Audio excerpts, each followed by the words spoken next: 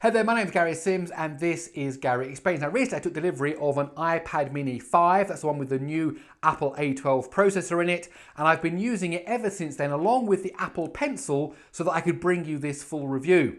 So if you want to find out what I think about the iPad mini 5, then please let me explain. I'll be the first to admit that predominantly I do use Android devices, and sometimes some of my frustrations that I have with iOS are due to my lack of experience with the operating system. However, I will also confess that my first ever tablet, this was like 8 years ago, was an iPad 2. And I do have a soft spot for the iPad because I really do think that Apple launched a whole market with the iPad and that they did it very well. And I was really keen to kind of get hold of the iPad mini 5 after all these years have gone past with all the different things we've seen in terms of the development and the progress in smartphones and in tablets, to see how the iPad mini 5 does today in 2019. Now, I really wanted to like this device, and in fact, for the first few days that I was using it, I really did like it. I was like, yes, I remember why the iPad was so good. I remember why it was such a good design at the time, and yes, it's all still true today. But then as I delved in deeper, as I tried to do more, I still came up against some barriers that I find frustrating, particularly when I don't have those same barriers on Android or on Android devices. So let's start with some of the obvious stuff. First of all, let's talk about the build and the style. Yes, it looks like an iPad. The design hasn't changed very much. You could have presented a photograph of this 5 years ago and people have said, oh look, an iPad mini, that's what it looks like. So there's not much change here over the last few years. And some people in the comments when they saw the unboxing video were like, look at those bezels are so like last year. And it's true in that sense that there isn't much elegance, new elegance in how the iPad mini 5 is designed. Having said that, the iPad mini kind of design is almost iconic nowadays. The way it feels in the hand, the build quality, it is almost iconic. And in that sense, I was not anyway put off by the current design of the iPad mini. I like big bezels because if you're doing productivity stuff, if you're holding the tablet for any long periods of time, then having somewhere firm to grip on that doesn't leave fingerprints and smears, on the screen is actually a really good thing. So I didn't have a problem with bezels. If the bezels were that big on a phone, then obviously this would be a problem. But on a tablet, for me, that wasn't an issue. And of course, for these kind of prices, we're talking high build quality and high quality materials. So there's certainly there's not a plastic or cheap feel to it. You feel like you're getting an expensive Apple product. So from that point of view, style and build, definitely a thumbs up for Apple for the iPad mini 5, with the only question being, well, you actually haven't changed much in the last 5 years. But for me, that's fine because I like the iconic look.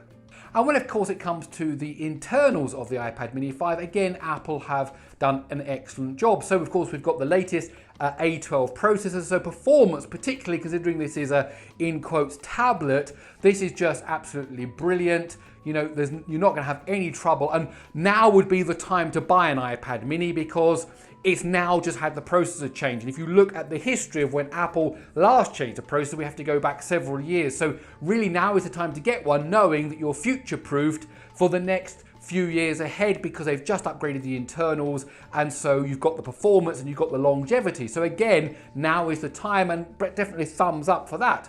You've also got 64 gigabytes of internal storage in the model I'm using. There are bigger models, 3 gigabytes of RAM, which doesn't seem to be a problem with iOS. I won't go into that now. That really is a whole separate video, and I've covered that in other videos as well. And the model I have also has 4G, so it really was great to be able to stick a SIM card in there, and I was getting internet connectivity wherever I went because it acted just like a phone in that sense, internet connectivity through the 4G. The signal was good, the speed was good, no complaints whatsoever on that front.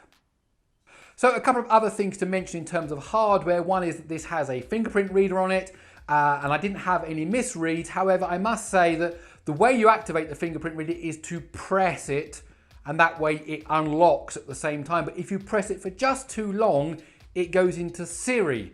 So I must say that many times I would kind of go and press it, and if I wasn't like quick press, it would like bring up Siri, and I found that annoying. Now there may be a setting to change that, I don't know, but if I got used to it in the end, it kind of just that quick tap to kind of open it. But I felt that that was a bit of an annoyance, but the fingerprint reader works fine and it unlocks the device fine.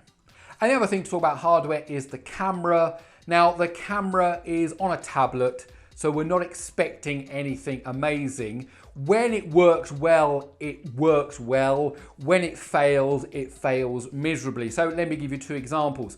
It's good outside in daylight. I felt like a bit of an idiot walking around taking photos of different places with a tablet in my hand, but on a good sunny day, it was very, very nice photos. The HDR features seem to work quite well as well. And so I've got some pictures here that I'm showing you that show the difference between the HDR and non-HDR. If anything, the HDR can look a bit over-processed, so it looks a bit artificial at times. However, considering this is a tablet, considering it's not designed to be kind of used in this role, I found that perfectly okay.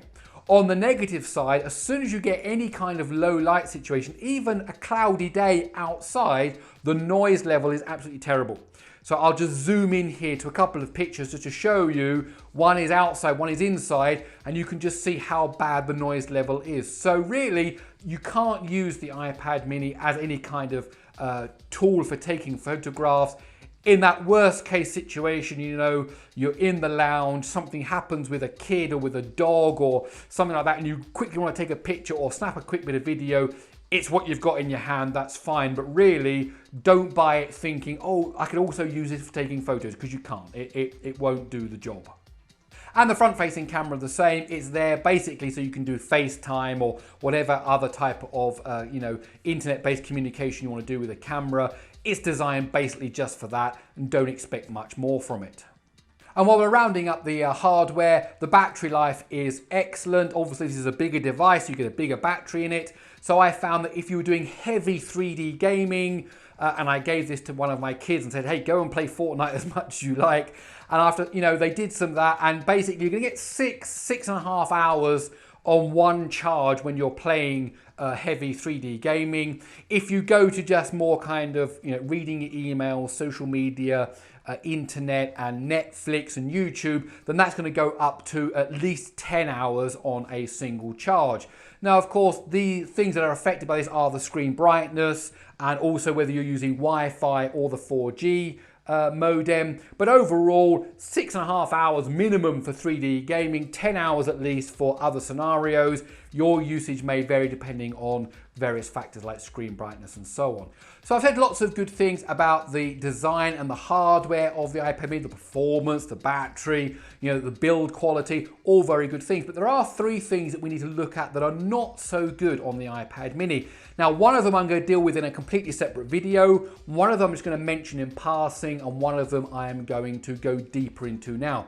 So the one that I'm going to mention in passing is, do you actually need a tablet? That is a good question. And if you are going to get a tablet, is having the mini with this smaller 7.9-inch display really what you want? If you're going to go down the tablet path, wouldn't it be better to get something bigger, like the bigger iPad or the iPad Pro? And that is a good question. I mean, it is a nice, convenient size. You can put it in a bag or a satchel or something like that. You can take it with you quite easily, and it's better than staring at a small 5 or 6-inch screen if you're consuming media. But if you're going to make that leap, wouldn't it be better to go with something bigger? Now, that's something that each of you have to choose. It was nice using it for, a bit of Netflix, bit of YouTube, occasionally looking at my email. That was okay, but I could have done all those things on a laptop or on a TV or on my smartphone. So do I need an extra device? We're talking about extra money, extra device in my life. At this size, I'd probably say no, but I could be convinced maybe, in the right circumstance, oh, okay, I'll get one. But overall, no. So that's the thing. Do you need a tablet? And that's the question you have to ask yourself.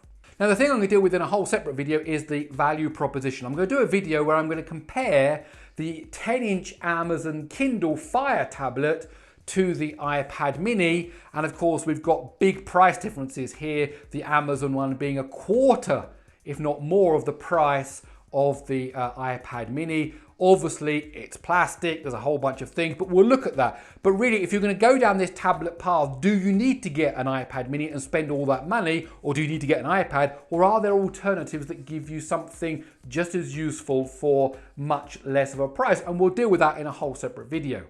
But the thing that I really want to look at is the software. Now, again, I've admitted that I am primarily an Android user, but I really did try hard to want to like the way iOS does things, particularly when it comes to productivity.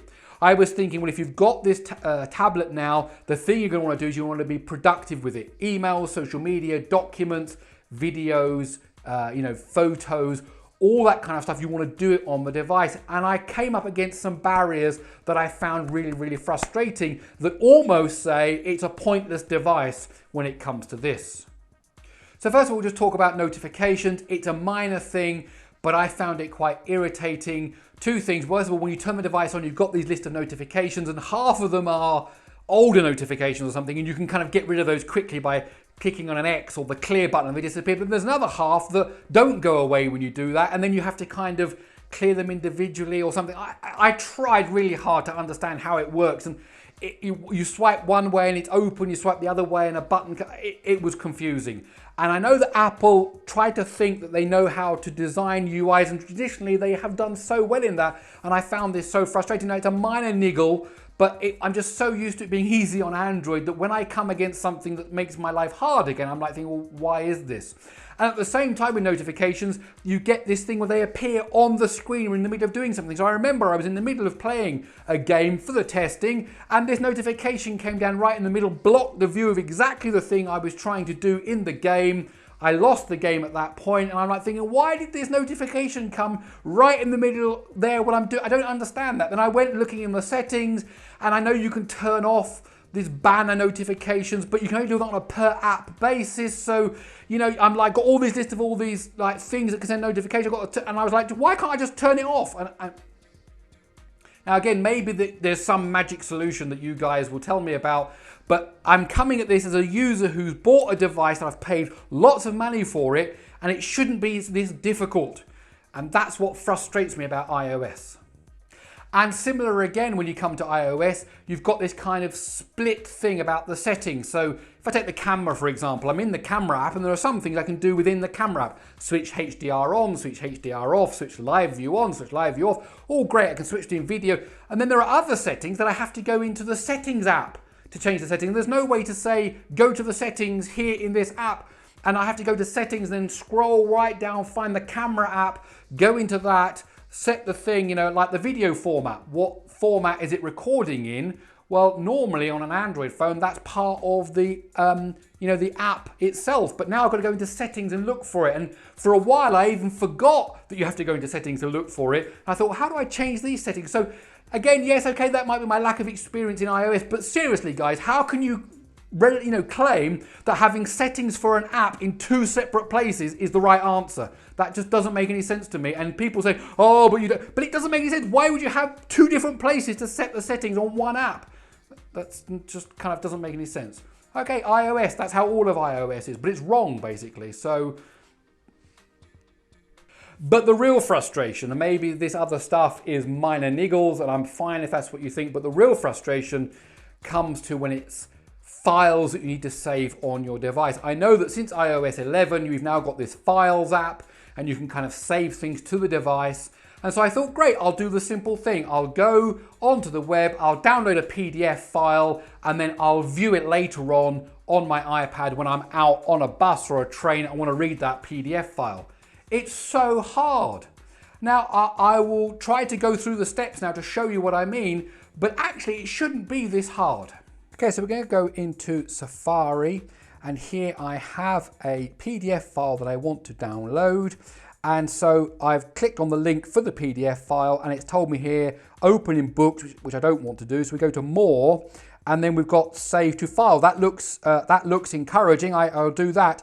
And then it says, where do you want to save it? To iCloud, to iPad, or to Google Drive? Because I've installed Google's suite of software, including Gmail and so on here. So I said, okay, I want it on my iPad. And then it says where. Now, this is the first thing. I don't want it in any of these folders. I would like a downloads folder because it's not numbers, it's not pages, it's not Word, it's not Keynote, it's certainly not GarageBand. And at this point, I've got no option to add a folder.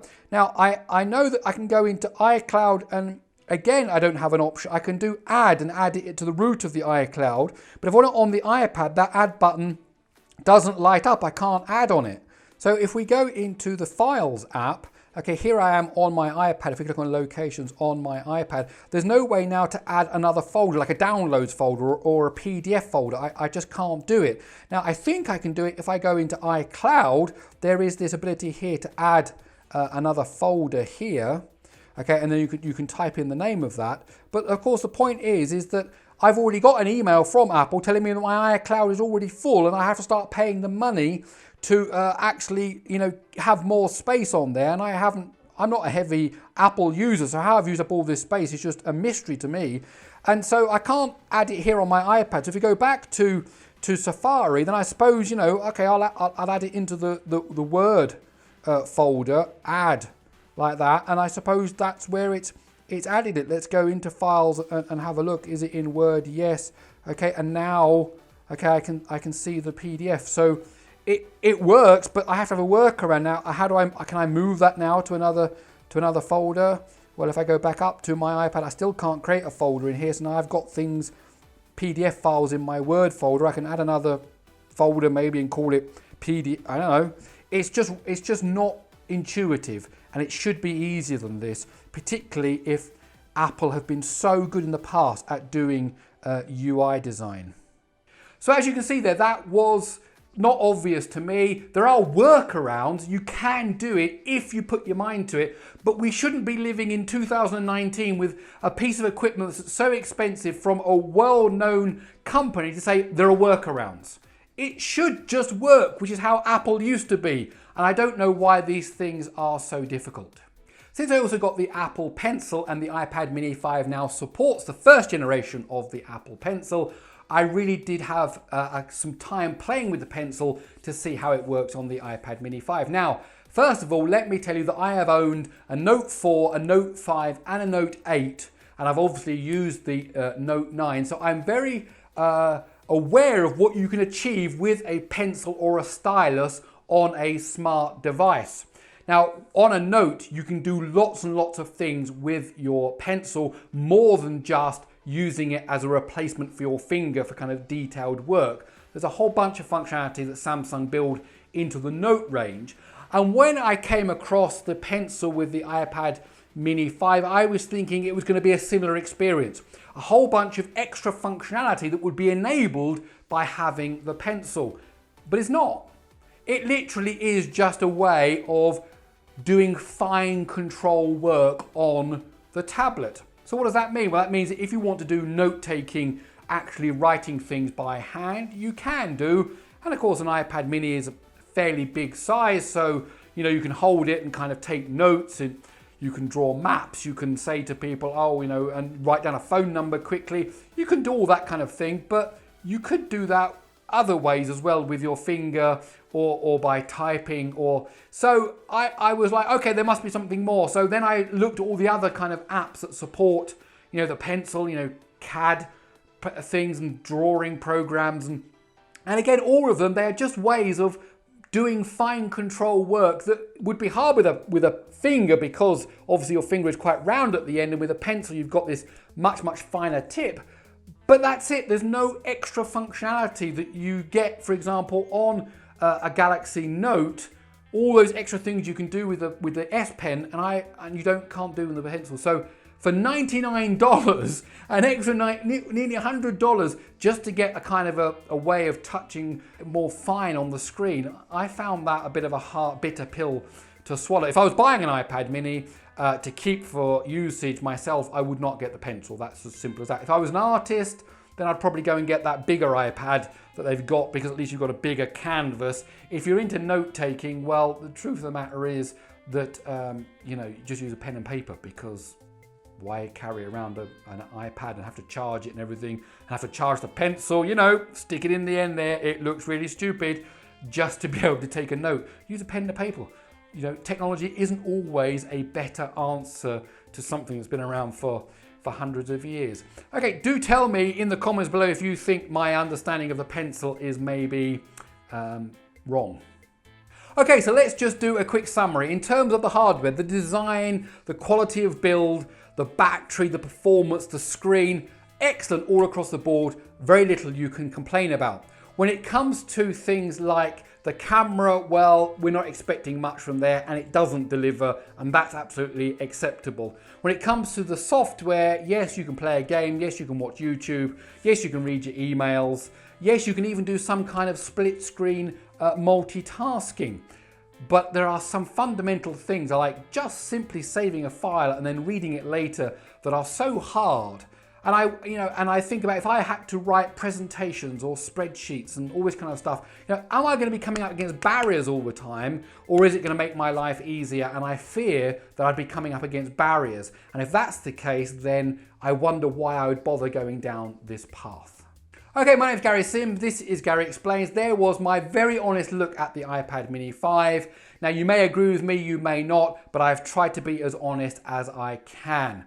Okay, if you like the video, please do give it a thumbs up. If you like the channel, don't forget to subscribe. And well, that's it. I'll see you in the next one.